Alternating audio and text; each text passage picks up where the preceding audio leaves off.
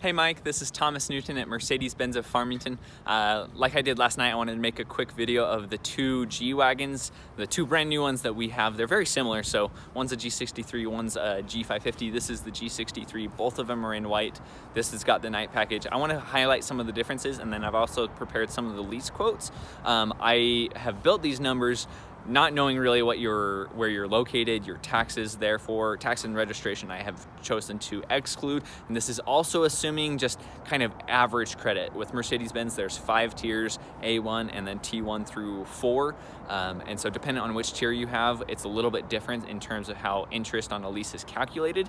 I went with the middle option, so it's just kind of an average. If you have better than average credit, then likelihood is the quotes that I give you are pretty conservative and you'll have a better payment than what I actually tell you. So let's check it out.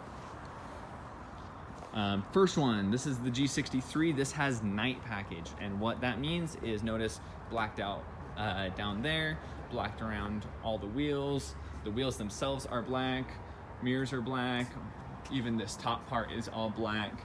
I think it looks phenomenal. I like the black around the wheel back here. I'll show you the inside as well.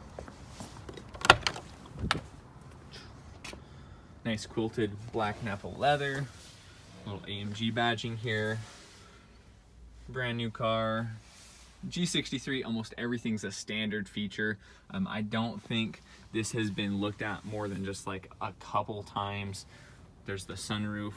Currently has 49 miles on it total, so that's like 2 test drives potentially, and some of that might have been employees. So there's option number 1. Option number 2 is over here. I'm gonna skip ahead.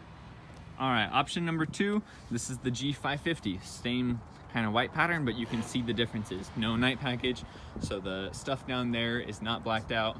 The wheels are a normal kind of color, a gray. They really don't do a lot of chrome. Accents on G-Wagons, back of the mirrors, the top is white. I still love the look of the pure white cars. Notice the wheel around here is chrome instead of black. If anything, this is a little bit easier to keep clean just because white's that kind of color.